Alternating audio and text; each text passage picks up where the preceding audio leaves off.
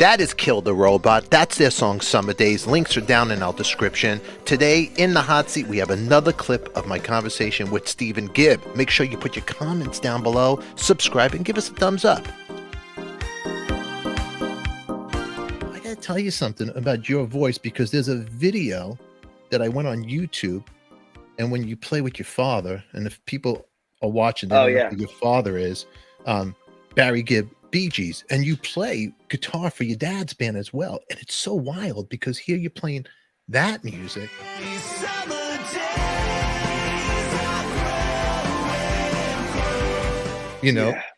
different styles of music, which is really cool. But what got to me was you did a song with your dad, you guys wrote together, called Living in the Rain.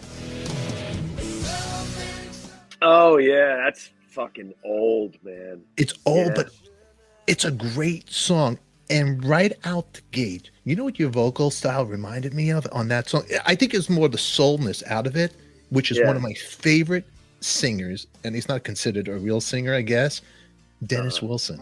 I've never seen the light that people talk about.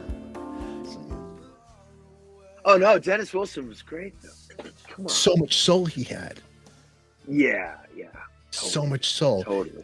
That song, "Living in the Rain," it's fabulous. I put actually links. I'm going to put a link for everybody to check it out. I mean, I'll tell you, man. It was, I was in a bad way in my personal life at that point when that song was written and recorded, and that was my dad, and my dad really, I believe, trying to kind of connect with me and sort of help me see that there's still life happening over there, kind of thing, because I was dealing with some pretty severe alcoholism and addiction back then.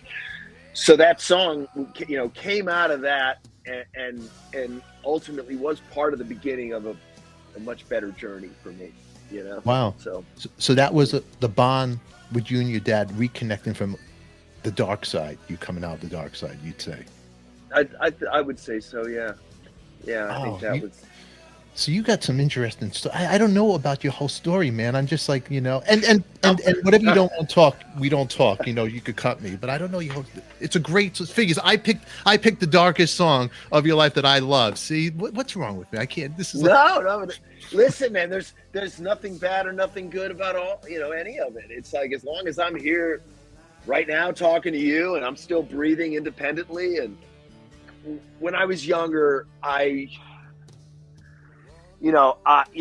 things, it seemed, were more cliquey, like the rock and roll kids hung out with the rock and roll kids, and the hip hop kids were over there, and the fucking punk rock kids were over there, and the hardcore kids were over there. And there was, there was a lot of division because we didn't have an internet, And so, there was that microcosm of that would happen in high school and then beyond out of that, right in your early 20s and shit.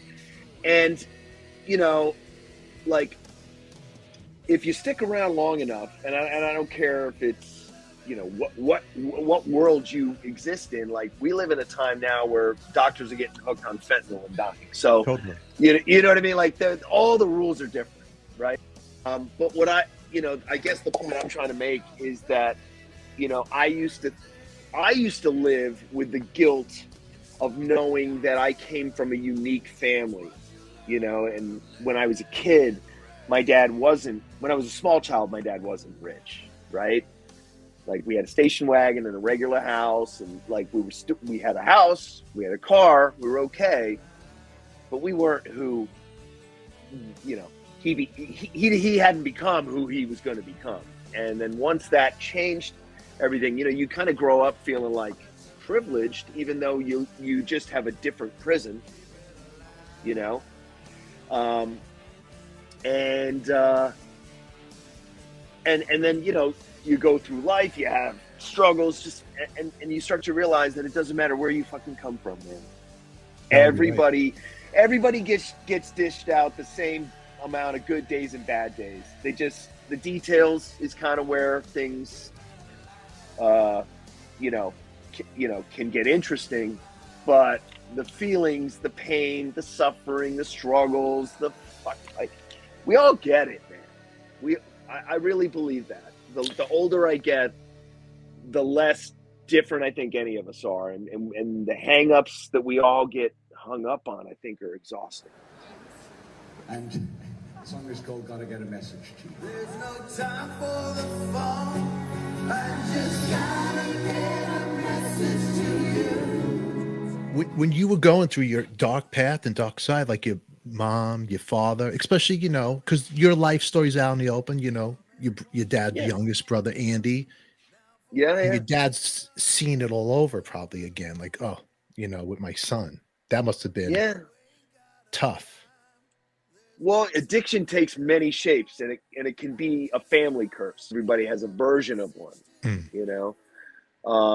And I think that, you know, I think it was really, really, really brutal on my folks dealing with my shit when they had just started to put the pieces together, you know, after Andy had died. And that broke our family. I mean, that was a tremendous loss for us at that time, you know, and maybe the first real big tragedy for us, because up to that point, things had been on a nice, steady incline and in a good way. And, you know, so it was like, you know, a decade of things going really well. And then in 1985 or 86 when he died, you know, so it was like, you know, we were all living a good life.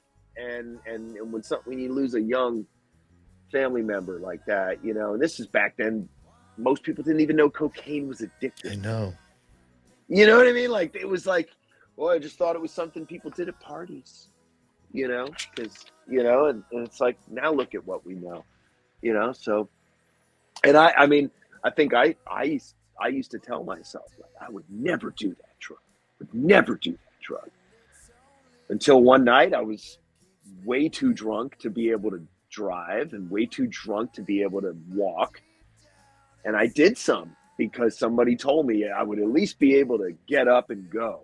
And I was like, all right, well, that sounds like it's at least worth trying once. Yeah. That's, you know what I mean? Because your inhibitions are so low, and then you try it and you're like, oh, fuck yeah, let's go, dudes. And you're fucked. Once, you know, all you need is one good time. You know what, though? Somebody said something to me once. They were like, it was probably somebody, I think maybe that I knew back in Alcoholics Anonymous years ago. And they said something like, don't pray. That was it. Yeah. Don't pray for an easy life.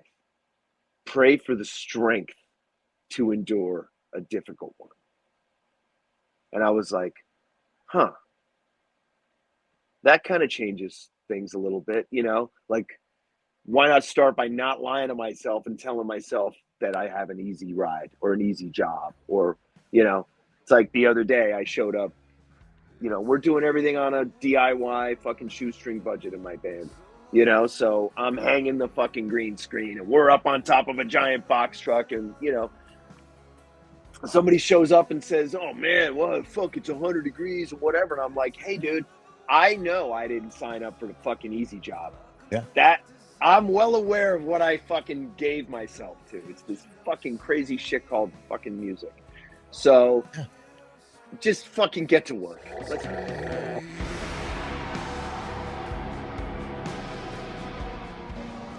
That was my guest, Stephen Gibb from Kill the Robot, the Barry Gibb Band. Make sure you check out Kill the Robot. Click on the link above or go to our descriptions down below. And if you want to see more episodes like this, unedited, uncut, join us in our members only. Today, become a member right now. You can see this episode unedited and many others. In the meantime, remember, it's only rock and roll. We like it. And who loves you, baby? We do. Make sure you click on that box that pops up right here. There's something there that I know you're going to enjoy. Give us a thumbs up. Put your comments down below. And as always, who loves you, baby? We do.